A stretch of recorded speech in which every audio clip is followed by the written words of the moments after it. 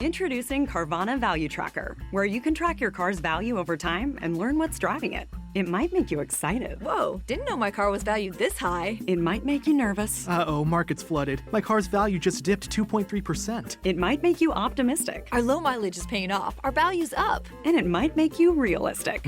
Car prices haven't gone up in a couple weeks. Maybe it's time to sell. But it will definitely make you an expert on your car's value. Carvana Value Tracker. Visit Carvana.com to start tracking your car's value today. There is outrage, anger, and annoyance in our world today. And not because of Roseanne's bar downfall or the insanity in Washington, D.C. No, it gets better. There's a new Star Wars movie released. In case you didn't get enough hilarity last December, let's get into why people are that butthurt about Solo. And not to mention other crazy things that go on in our world, huh? Yeah, you guessed it. Welcome to the J-Bad Show here on J360 Radio.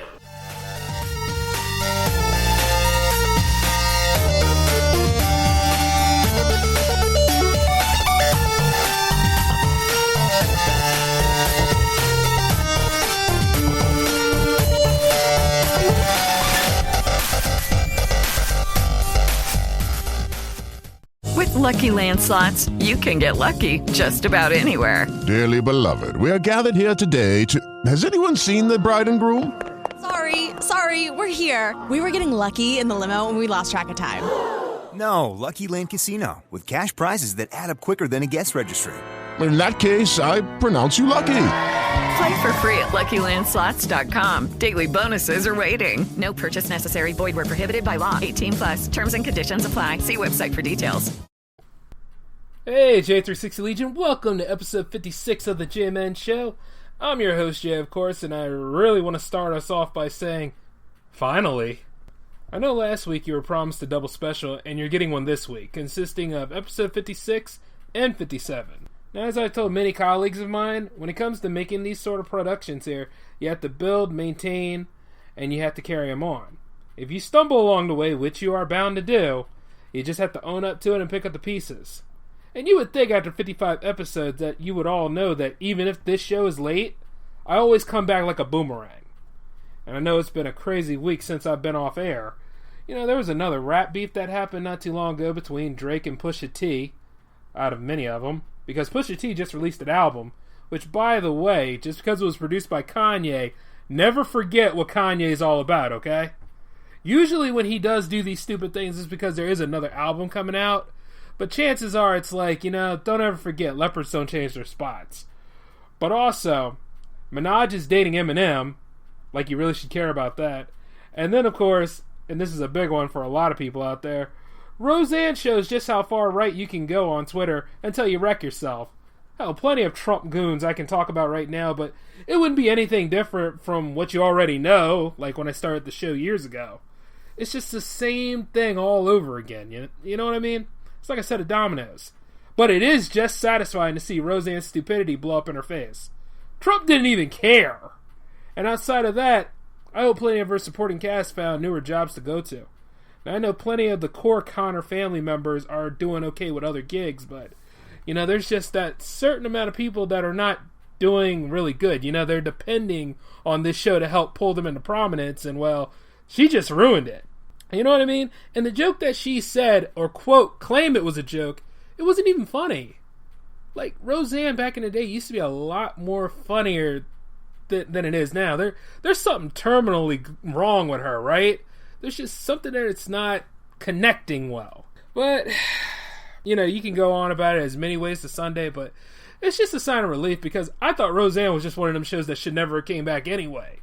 So, bye-bye. John Goodman doesn't need that money. He doesn't need that in his life. But going back into it, another stupid thing I do not agree with is how the NFL is addressing the national anthem. Now, how come we can never get to the healing process of things as a society? I mean, we can exploit, raise awareness, but we never actually solve something. You see, when I watch sports, I try to enjoy the contest between the two teams facing off, especially if they're my team, which, if you paid attention to the cycling, you know that all Philadelphia teams are my team. But the whole point of not standing for the flag isn't to spite veterans. They gave their lives for us to do the right. You know, they gave their lives for us to have the right to do a lot of the things we take advantage of or feel entitled to do. You know what I'm saying? It's nothing against them.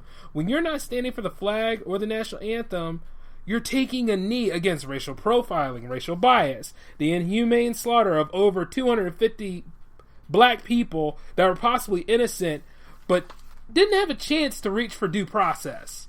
You understand what I'm saying? The race relations in this country are at a depressing low. And it's going to take a lot more than bystander syndrome, an NBC News special, and rap music for us to fix this. You understand? The fact that there are 40% of people in this country that are happy with this racial stupidity that's going on right here, and would resort to such petty, pathetic behavior, this will let you know who the real enemy and the problem is around here. Now, I say 40% because that's the amount of people who think that number 45 is doing a great job. I will try to be lenient and say at least 10% of those people are the ones that just want to follow somebody or were brainwashed that to the point where the other 30% are just blended in. But that other 30% is the ones you really need to keep an eye out for. There is something about those people that they don't want to see other people succeed, but they want to profit and appropriate different things, take from people to the point where it's just no originality. They don't want you to have nothing. You know, it's just like when you see that lady that was calling the cops, allegedly over a barbecue grill because they weren't allowed to have charcoal. And you know that is a lie, because there are moments in like certain parks where they have grills set up for people. I don't know if any of y'all would actually use those kind of grills, but they have grills out there where you can go ahead and just put some charcoal in, fire it up, and actually cook. I mean, I don't see where she thought she was doing a legitimate service, but in the end, she got it coming for her because she was such a liar. And then she goes sit there and cry to police. Like all of a sudden, she's a victim. You see what I'm saying? It's that kind of entitlement and that kind of bold behavior that pretty much amplified because of Incompetence Inc. It is so disgusting. And as a country that has so much resources and so much, believe it or not, they're out here. When they tell you that there's no jobs out here, let me tell you something. That person there has an agenda, but what you need to do is you need to get off your big fat butt and look. You know what I'm saying? You can't just go by anybody else's word all the time. Even as I make this podcast show for you, or anybody else out here that make their shows for you, you got to go ahead and experience things too. You know what I mean? And the thing is that these people would love to keep other minorities down because there's something about everybody else's social group there that they're jealous about, that they've never done anything original for. You know what I mean? But they want to take and claim stuff. Want to take, never give to. And what's so sad is that, you know, I wouldn't mind giving them a severe education and an ass kicking. But, you know, on one hand, which one's going to cost me more jail time? You know what I'm saying? But the truth is that there are people out here that are okay with this. They're brainwashing and think that this stuff is okay. Oh yeah, sure, we're going to go ahead and make something like this. We don't like the idea of people not standing for the flag because it's our worldview. We are supposed to be teaching respect. You are respecting, but you're not following the idea that America, being the greatest country that it is, and it is a great country, America has a lot of problems in it. America has a history that it just doesn't want to confront. America has this whole thing where all these people were great people, but you forget, right? These greatest people that you put on a pedestal, one thing is we never associated with them face to face, so we never got to see the flaws face to face. And not only that, but they were people too. They've done some questionable things, done some awful things. But you know, it's amazing how people will look at other people who are not doing the same thing they're doing, and then they start feeling alienated. They start feeling a little weird and stuff like that. That's what that 30% does, but that 30% also likes to rally for a bunch of stupid causes that don't mean anything. And they like to go ahead and cause nothing more than pain, strife, humiliation, and anything else in someone else's life just because they're different. I mean, you can't even talk about different things without somebody going from 0 to 60 for no damn reason. And the truth is, they're happy with any amount of disarray because it keeps their worldview alive. You know, you take a look over at how gun incidents and mass shootings have been happening a lot. when people, especially the teens, were taking a stand about it. Like Kelly Clarkson did not do her moment of silence. I agree with her on it. There needs to be some action taking place. But it's like, no, we can't do that. We got too many hands involved in it. No, it's nothing but money. It's nothing to do with my safety, your safety, or anybody's safety now. But they'll go ahead and they'll take safety and they'll try to throw that in front of you and say, oh, well, the reason why we have a Second Amendment is just so we can go ahead and protect people. But here's the thing. How much damn protection you need? You know what I'm saying? How much security you need before there is no liberty anymore? You know what I'm saying? And there's plenty of people out here, grown people, that saw these people are taking a stand against something they believe is wrong, especially when it comes to unchecked gun control. And these grown people will mock them, mocking teenagers, making memes out of them and stuff. You know what I'm saying?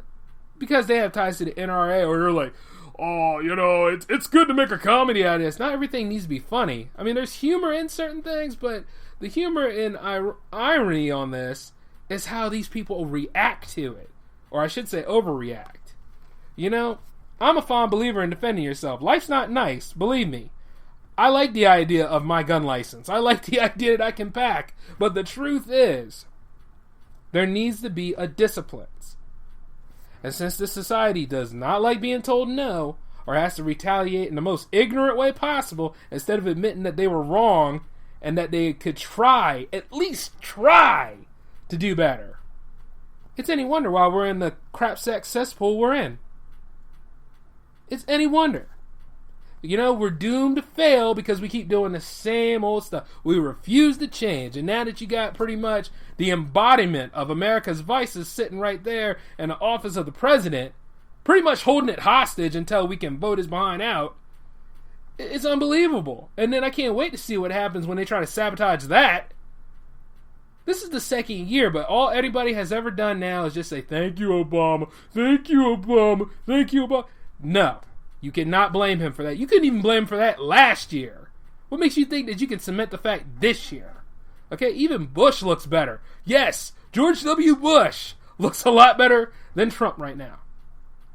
I'm telling y'all, it's sad and it's unbelievable that we are in this sort of way right now. But as you sit there and as you look at it, you always need to think, how much of your money, or my money, or anybody else's money, as we work and we do our jobs, because we like to keep the roofs over our head, we like to play our video games, we like to keep all that sort of stuff that we like to brag about every so often in check. That's why we go to work. But the thing about it is this: as we go to work, pieces of that money goes into this cluster of rich people that don't know what they're doing, haven't held any public office, haven't had any background training in this stuff other than lying. Oh yeah, they're good at that. And then they got the nerve to want to look at all of us because, see, we can't get out of our own way for anything. And they want us to go ahead and do it. Oh, you know what? Hey, I'll give you $10,000 if y'all fight each other. And I guarantee some of y'all probably would, even though that $10,000 is about as fake as I don't know what. About as fake as his hairline. You understand what I'm saying? And it's so sad. It's like the politics that a lot of people say that they're not following, they're not all about. Oh, they get defensive at that point. They get defensive.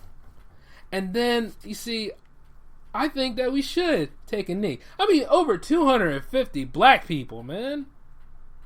And it shouldn't happen at all. And then, of course, you got the SJWs and the feminists, but I'm going to take care of that in another episode. But you see, the thing about it is that you got all this other stuff. People trying to pose their views on you.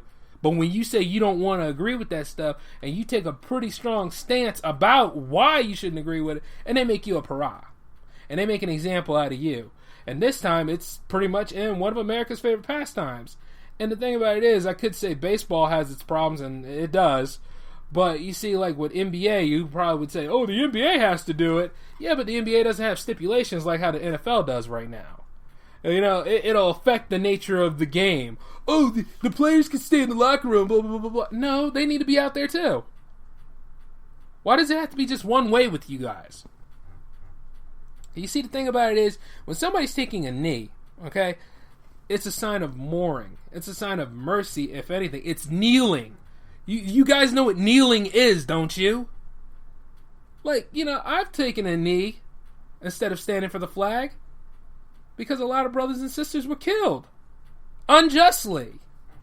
Now, you can all go ahead and pick out Trayvon Martin. You can go ahead and pick out Michael Brown and say, well, they were thugs, they were committing crimes and all this kind of stuff. You can do that if you want to. I'm not saying everybody was 100% innocent, but I'm saying that there were innocents killed in this.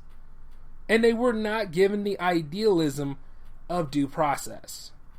Okay? Technically, you don't even have to talk to the cops. If you know your rights, you know you do not have to talk to them, right? It's kind of true. I mean, if you just follow what they say and stuff like that, you do not have to talk to them. I remember one time when I dealt with the cops, I didn't say a word. Didn't say nothing to them. I didn't have to. But you're just going to have to understand this, right? You see, sometimes what happened behind closed doors will never make it to the forefront. And then people get threatened to the point of silence. And then people just go into the whole bystander situation and say, I ain't seen nothing. I ain't want to get involved and stuff like that. So when you got that stuff going on, and you got the boldness of that 30% out there wanting to cause nothing more than trouble, we have to face the demons and we have to rise above them. We have to understand that racism has happened and is happening to this day, and until the day we can go ahead and fight that nonsense and just try to, we have to find a way to not practice racism anymore. I mean, discrimination like that is taught in general. It is. It really is. America needs to get itself together.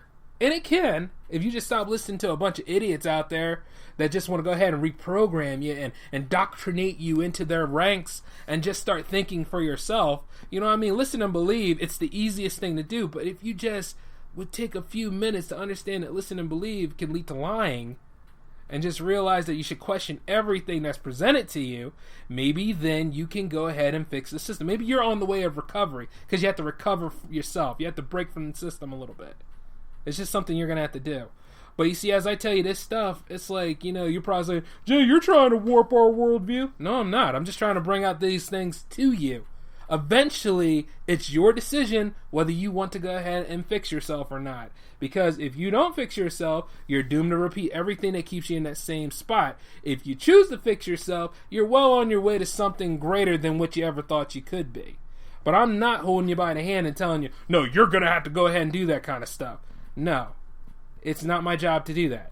Now, when I'm a parent and I have kids and stuff like that, I have to find a way to make sure that they're okay. Because with the way that the public is nowadays and the stuff that they throw out there, it's not good for anybody. And then I also got to make sure my kids are okay, because I might have to go ahead and make some Iron Man suits for them to wear, because apparently y'all don't know whether to shoot each other or not.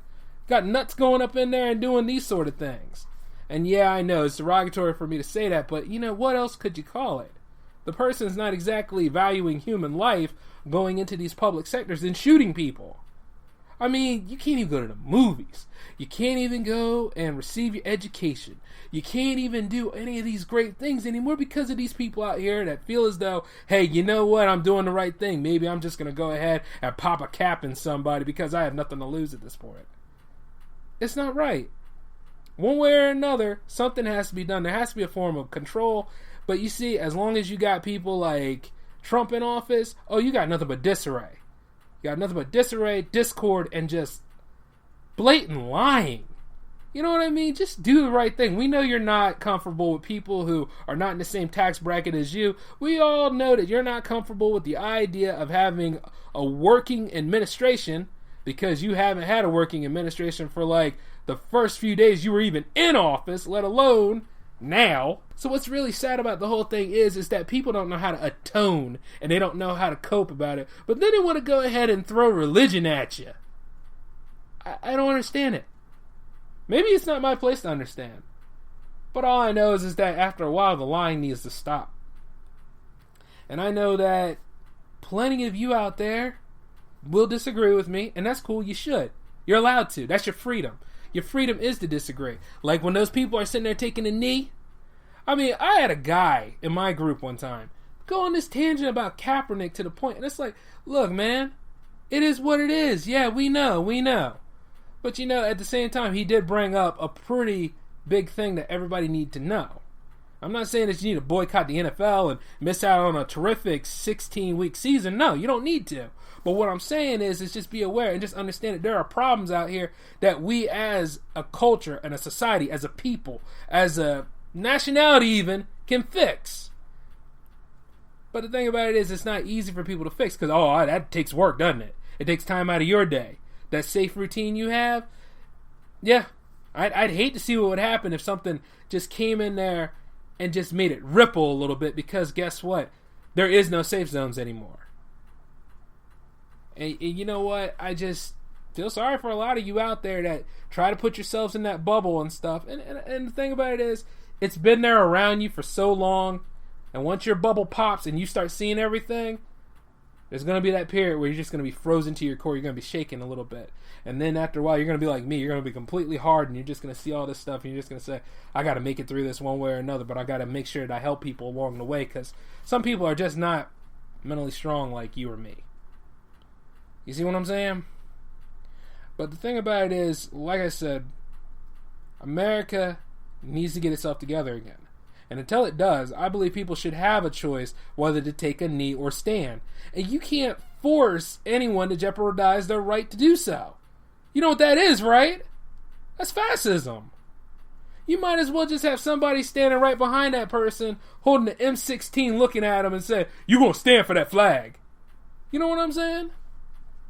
That seems like the way that people want it to go anymore. Any sort of freedom. That person has the same amount of freedoms that you and I do to not follow that whole thing. I mean, they're not hurting anybody. There's no actual malice or no hate. But they're just pretty much doing it because race relations are not where they need to be. I think the only time we came together as a country is after the tragedy in September. After that happened, we were all together and stuff like that. Apparently, that's what it needs. A tragedy has to happen for us all to come together. We can't do it on a day when it's necessary, but we have to do it on a day like when after the fact or hindsight, when something big happens. You know, it just, and we talk about unity from time to time, but we look at the people that we hold on a pedestal like celebrities, right? We look at them like gods and goddesses. But you can tell they're human too, because they do a lot of screwed up things. And then comes the point where they talk about unity, but they're in beefs with each other because it's not about the music. That's what gets on my nerves. You know, like the whole rap game, there are times where I just don't even listen to it because you know what? It's not teaching me anything. You know?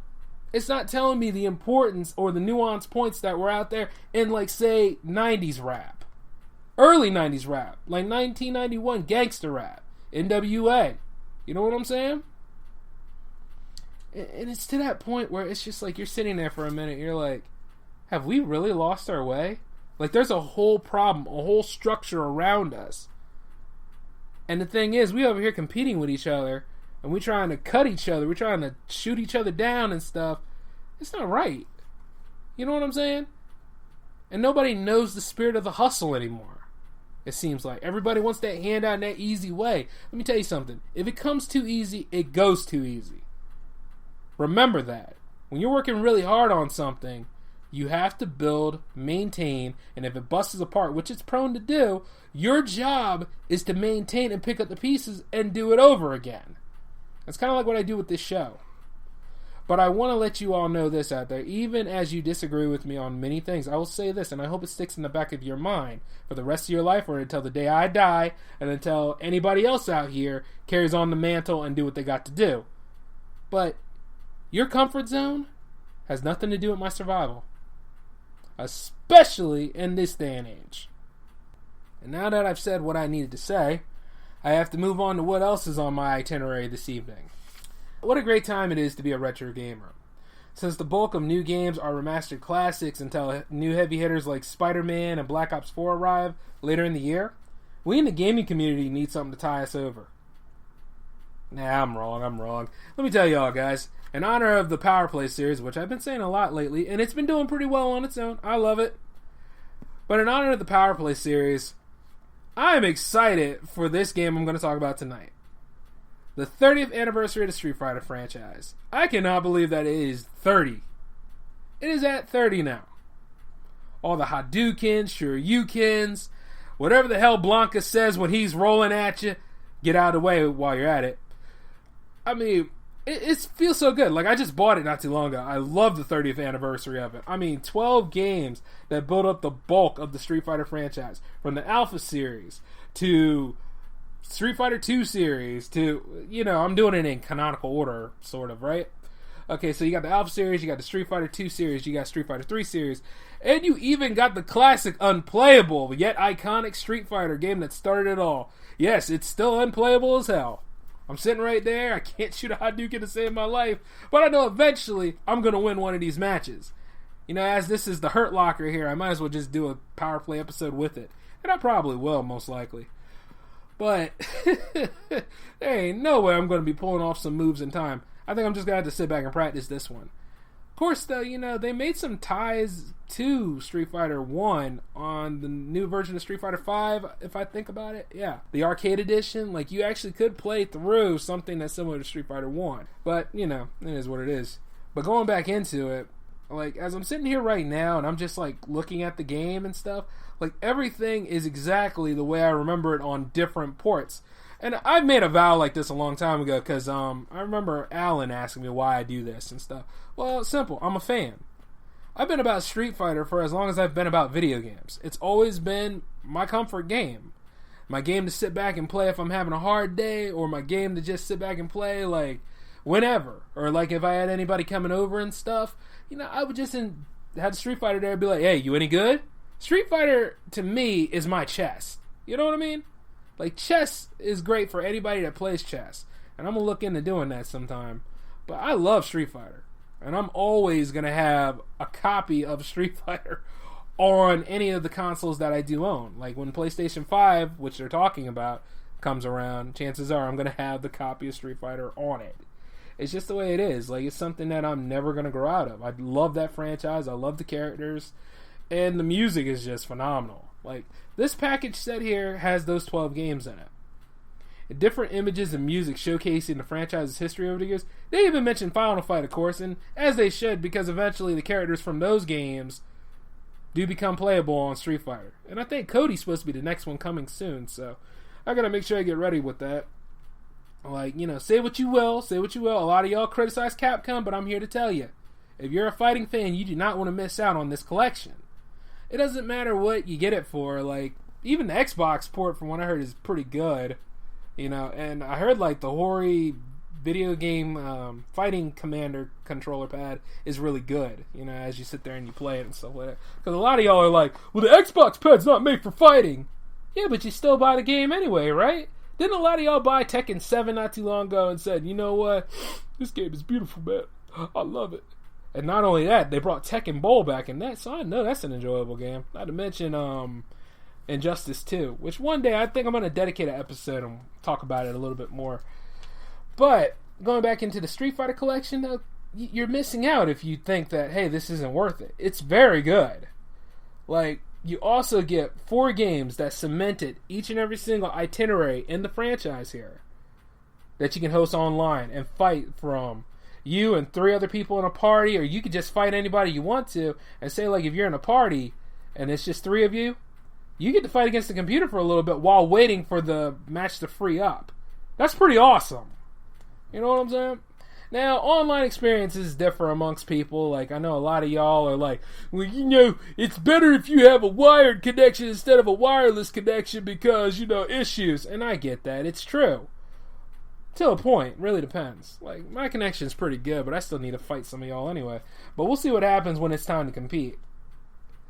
But you see, just that alone, right there, all of that is a big package for a $40 price tag.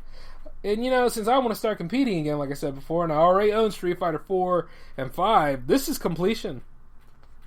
Not to mention the trip down memory lane I tend to get every time I'm sitting there and I'm just playing through classic Street Fighter 2 or even Street Fighter 2 Turbo, which was the whole reason I had a Super Nintendo in the first place. Oh, you thought it was Super Mario World? Okay, it was both of them, but look, here's how it goes. You know, the thing is that I always had a Street Fighter game on every console I owned. You know, and it might be different for some of you out there. Because I know, like, that's not the only franchise that's pretty much having a birthday. Because Mega Man's celebrating his 30th anniversary. And, oh, which, by the way, you can pre-order Mega Man 11 now if you want. I'm going to wait. You see, because I'm looking into getting all of those Mega Man games at the same time, including Mega Man X, which, by the way, they're showing the boxes for that collection, too. They got Collection 1 and Collection 2 in one casing. And that's cool, like, because from what I heard, like, the other part of X series are not that great, but then there's the first part of X series that, you know, depending on what you played and stuff. So I missed out on quite a bit of games for the latter half of the X series, so it works for me. You see what I'm saying? When it comes to re-releases like this, you're catching up, and that's like the most beautiful part about it. Because I know before, and some of y'all are probably going to hold me to this, you said, well, you know, you said re-releasing is a bad thing. It can be if you depend on it too much. But if you're going ahead and you're throwing these special events out here while leading to something great, or leading to like something new that's going to come later in the year or something like that, and not half-assed emulation, you got something nice. You see what I'm saying? That's where remastered editions are great. But if you're making that your lifeblood, like say like, all I got to do is take my PS3 library here, and I just got to go ahead and just give that away, and then get the PS4 versions, pretty much just to fill in what I have on my PS4, without even ever thinking about the PS3 lineup again, you know, that's kind of lazy. You see what I'm saying? But if you're building new stuff, and you're like, hey, you know what, this new technology is great, and we got these fans out here, you know, and hey, let's just tie them over, give them something to look forward to, clean up the games a little bit, put it on that console so they can keep playing our new console for a while, it kind of works. See what I'm saying? Now, a lot of y'all will probably disagree with me on that, but that's your damn problem. But, you know, that's just my opinion on things, because I know a lot of y'all are still holding out for that Final Fantasy VII remake. It's gonna come, but it's like, you know, I lost interest in it. And I lost interest because it's episodic. I don't mind them taking as long as they need to get it done, but you see, when it becomes episodic, I just want the whole complete set. You know what I mean? It's not like the PlayStation 4 can't handle it, but it's like a big event for people. And those of you out there, you can wait, because they've already re-released the one I really like anyway. Final Fantasy IX. But since I have Final Fantasy IX on PS3 right now, I'll just take my sweet time with it. You know what I'm saying? It's just one of them kind of things. Besides, if they ever re-released Final Fantasy IV, though, and they had them all on there as part of a set, yeah, you can consider that a buy. And you know, there will be more games for me to look into, because I think Sega just re-released a lot of their stuff. You know, the Sega Genesis collection? Like, that stuff is great. But you know, the problem is this, right? Weighing my pros and cons. Because I took a look at the game list, but there was a significant factor missing in that game list. And it's called Sonic 3 and Knuckles. For years, you know, you hope that you get both games in one, because they were all meant to be one game. I mean, maybe the bias is a little different. Maybe something is up. But you see, now the game's not even on the list. Like, the last Sega collection had them both there, but there was no connectivity, because they wanted to bring in all the arcade games last time. This time, however, not going to happen, because allegedly there's an issue with Michael Jackson's estate, because Michael Jackson made the music for Sonic the Hedgehog 3. He was a very big deal with Sega back in the time. They had a great working relationship. But then, you know, the scandal came, and once these scandals come along, it ruins any opportunity for you. It follows you for the rest of your life, because it's not the contributions you made to arts and scientists or culture like that. No, it's always about what you did in a private affair. And the thing about it is, the private affair could be lies, it could be anything. But you see, when you can't reach for that due process like anything, and then you become a joke. You become every damn vice that they can think of. The truth is that the man was probably innocent. More than enough. He might have not touched anybody. You see what I'm saying? But you see, there are people out there who want money, and they don't want to work for it. So what they do is they try to destroy you in the best way they can. You know, we can talk about Michael Jackson issues like that, but if anything, they've become more ridiculous because of how people react to him. You know, he touched them kids. Nobody knows that, and it's not proven. Were you there? Were you the little boy being touched? Because if you need to talk about it, you go ahead and you get in touch with those people doing the Me Too stuff. But here's the thing, he's dead, so I don't know why the hell you going on about it right now. And you see, the thing about it is, as soon as he died, nobody ever talks about that anymore. So it just goes to show, like, as soon as you leave the earth, you're the best person walking. They'll remember all the stuff that you do, and that's really what's disgusting to me about the human race. is one of the most draconian, ghoulish things about it. But going back into the Sega collection and Sonic 3, what it is that he made the music for Sonic 3, but because of what happened in 1994, or was it 1993? Either way, it was one of those 2 years, and he got, they had to break the whole thing apart because it would have reflected badly on Sega. Like, if you listen to, like, some of those YouTube videos out there that show, like, the music playing back and forth and stuff, it is pretty awesome to see that he did make the music for it. But the fact that it's not even a part of this collection right now shows how evil licensing can be. Now, they could have worked out something with the estate of Michael Jackson. They could have. But I guess somebody didn't want to go that extra mile, or somebody just say, hey, let's take the easy way out. Hey, at least you got Toe Jam and Errol 1 and 2. And it's like, well, no, you ain't got to worry about that. You got Sonic Mania too. It's like, later on, how about just releasing both of them as a set for all of us, just to compensate. You see what I'm saying? Because it for me, myself, in order to do the production for you guys, I have a way of doing Sonic 3 for you guys. But it's just more convenient that should be in the set too, because Sonic Spinball in the set. And I know a lot of y'all don't like that game. I love that game, but I know a lot of people don't really feel as though it's a core Sonic game and stuff. And then you got some people that look at certain games in the lineup and stuff, and it's like, that's a letdown. But that's like my only problem with it. But still though, it's like, these people are adults. Why not have them talk to each other? You know what I would do if I was an executive at Sega and I knew this re-release was coming?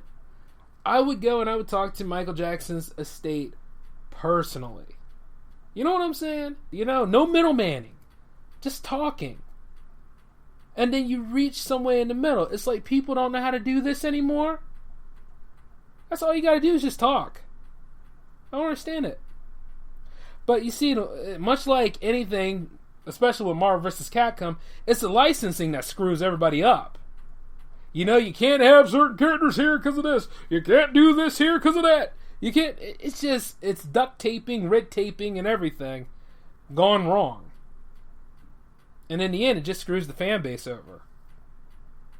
But, from what I can tell, it looks like a pretty reasonable set. It's just that for me to do like a playthrough with Sonic 3, I'm just going to have to use another method that I do have. And believe me, it'll work. Because it's a good thing I bought it for that system. So it's a good setup. But, just wow. It's like, it's 50 games, yes, but there is just that void there. And Sonic 3 has always had that void. But, it is what it is. Right? I mean, it's only a business. It's not about our pleasure, and it's not about what we get out of it. But it is a business, nonetheless, right? Yeah. But, gee, what a downer way to end the retro game section of this show, right? No. What I'm going to say is this, though. If you're a Sega fan, you should definitely look into it. If you're a person that has not experienced Sega in their heyday, but you like retro gaming, yeah, you should definitely go for it. It's well worth the $30 price tag. It's just that, I bought a similar collection for it for PS3, and since I'm an old fart to a point, that's what it is. It's a bit of something like that. But you see, I still went ahead and bought the Street Fighter collection, so what the hell do I know, right? which is worth the money too. $40.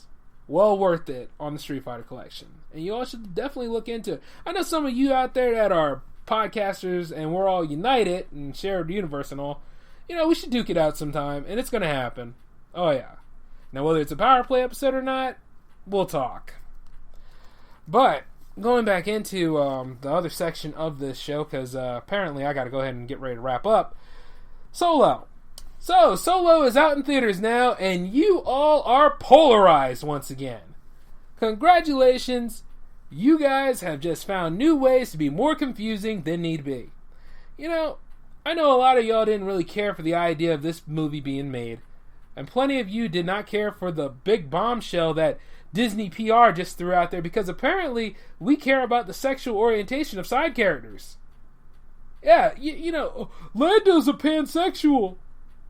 and threw out a word that at one time people didn't even think existed. Unless you're a nut like me and other people out there. But the truth is that, you see, when I say that, it's because, see, I'm a writer, so I'm sort of crazy anyway. But when it gets right to using words like that the general populace doesn't know, now they're going to go ahead and they're going to start throwing that word around, and to the point where it's like, we have a gender issue out there. We have all these issues regarding sexual orientation, so you just throwing out there just adds more, flank to the fire, and it's not good. And the thing about it is that, what does that have to do with the movie? What does that have to do with, me enjoying Donald Glover being Lando? You know what I mean? He's playing an iconic character. He looks the part great. I mean, he's got the swag down, and so does the guy playing Han Solo. So it's like, what have you got to lose in this? Well, I didn't like the way he got killed off at episode 7. Yeah, well, a lot of us didn't. Because, the Han Solo from the books was actually a more captivating character. But once again, you all wanted a sequel trilogy, didn't you? As soon as I saw that in there, I was like, gee, none of these elders are actually going to make it through the movie, right? You know what I'm saying? Now I know it's like a way of saying, hey, we're going to do some mentoring, and then this eventually will be the passing of the torch. Now, Han, Luke, and Leia's story ended in Return of the Jedi, in film form. Because obviously they're not playing center stage, they're too old. And rest in peace, Carrie Fisher. But the truth is that, they had their time. This is for the new characters. I want to see what happened. It's 30 years since, right? So yeah, it's about the new characters now. So I can only hope what episode 9 is going to be like. But I do know this movie really didn't have a chance because everybody was boycotting it, mad at Kathleen Kennedy, mad at Disney for buying Lucasfilms, even though at the same time they didn't want George Lucas to do anything with Star Wars anymore. Yeah, I remember. And then some of y'all are mad because it was a prequel film. And then there's that point where, Rogue One was technically a prequel film and a midquel film. But it was filling in the gap, the 19-year gap between prequel trilogy and trilogy. So that was what made it phenomenal. This movie here, you're still trying to see where it fits in the gap at, right? You're still trying to see it. One way or another, it's somewhere in the 19 gap, and that's okay. You know what I mean? Young Han Solo. Meeting Chewie. Getting his ship. You're seeing how this stuff becomes established. It's not bad. But then again, some of y'all got mad because apparently the Millennium Falcon used to have blue stripes on it at one time. And y'all just sit there. Y'all mad. Y'all just... there's no fury like my fury. Oh, I'm so angry. Oh, I can't handle it. You see... What you think was going to happen? You don't think Disney was just going to buy this stuff and just sit on the royalty rights, right? You didn't think they were just going to sit there and say, hey, let's re-release the old trilogy every so often and make money that way. No, that's not how it works. They were going to make new stuff anyway. And so far, a lot of y'all are sitting there saying, well, this movie was made with a $250 million budget, and we're going to boycott it, and we're going to put a stop to it. Yeah, but on its first weekend, it made like $192 million, right? And there were people out there that seemed like were having a good time because that's what you're supposed to do when you go to the movies. You're not supposed to overtly criticize stuff and use your hyperboles out of place and just go way too far with it because over-exaggerating and overextending yourself is a good way to get hit in the nuts because at the same time you don't know what you're talking about. You see what I'm saying? Now, some of the other people out there, they do it for comic relief, and that's good on them. But as I talk to you about this, it's like, because, I'm working my way in the industry, and I'm just looking at it from a storytelling point of view. Y'all still mad about episode 8. Y'all are still mad that they releasing movies like this every year. And, what is it? This isn't the second weekend, right? This is either the first or the second. That's not the first. The first was Memorial Day. Memorial Day weekend was the first weekend. This is the second weekend coming in. So, it's gonna make some money. It's just that y'all are looking at that international gross, you're looking at all that stuff. But you see, as this Memorial weekend, what do you think other people were gonna do? They weren't gonna just go to the movies now. This is summertime. They were gonna go out and have some fun. They were gonna go all over the place. It's probably an afterthought at this point.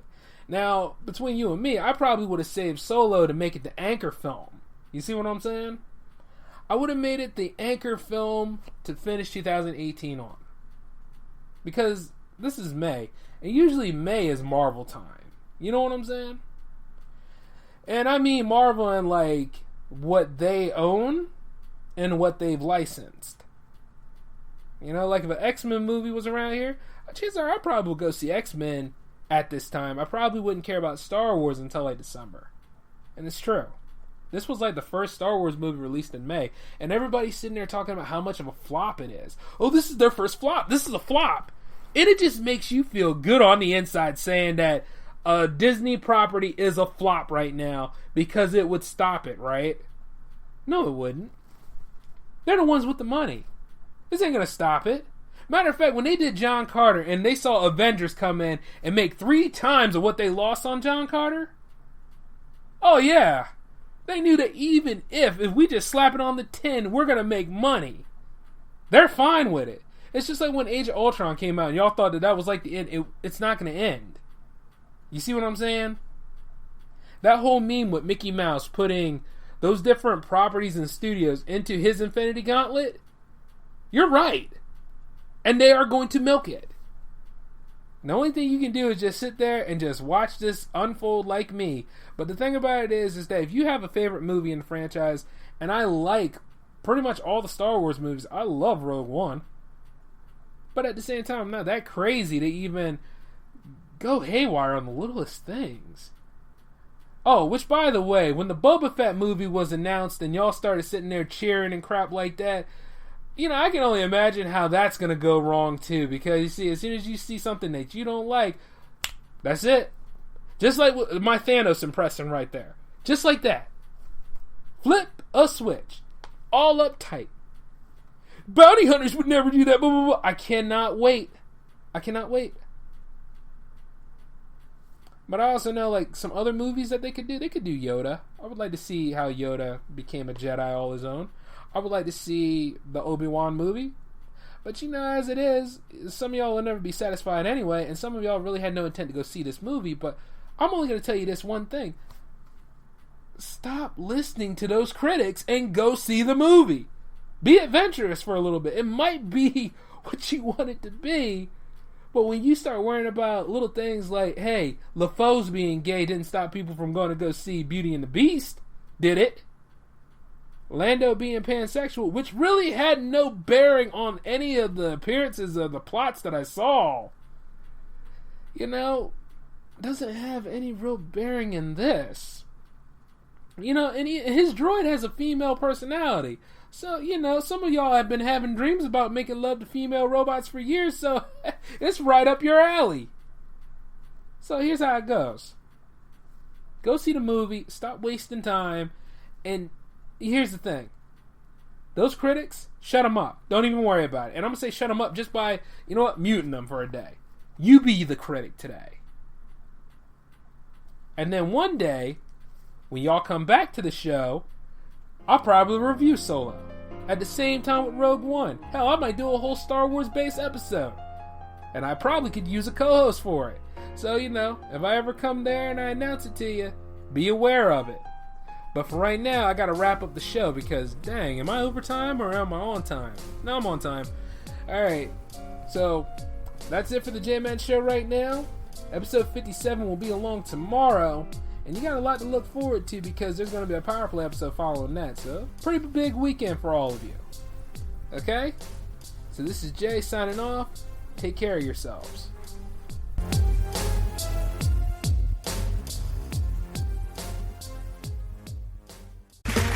Okay, round 2. Name something that's not boring. A laundry? Ooh, a book club. Computer solitaire, huh? Ah, sorry, we were looking for Chumba Casino. That's right, ChumbaCasino.com has over 100 casino-style games. Join today and play for free for your chance to redeem some serious prizes. ChumbaCasino.com. No purchase necessary. Void where prohibited by law. 18+ terms and conditions apply. See website for details. Judy was boring. Hello. Then Judy discovered ChumbaCasino.com. It's my little escape. Now Judy's the life of the party. Oh, baby, mama's bringing home the bacon. Whoa, take it easy, Judy. The Chumba life is for everybody. So go to ChumbaCasino.com and play over 100 casino-style games. Join today and play for free for your chance to redeem some serious prizes. ChumbaCasino.com. No purchase necessary. Void where prohibited by law. 18 plus terms and conditions apply. See website for details. Okay, round two. Name something that's not boring. A laundry? Ooh, a book club. Computer solitaire, huh? Ah, sorry, we were looking for Chumba Casino. That's right, ChumbaCasino.com has over 100 casino-style games. Join today and play for free for your chance to redeem some serious prizes. ChumbaCasino.com. No purchase necessary. Void where prohibited by law. 18 plus terms and conditions apply. See website for details.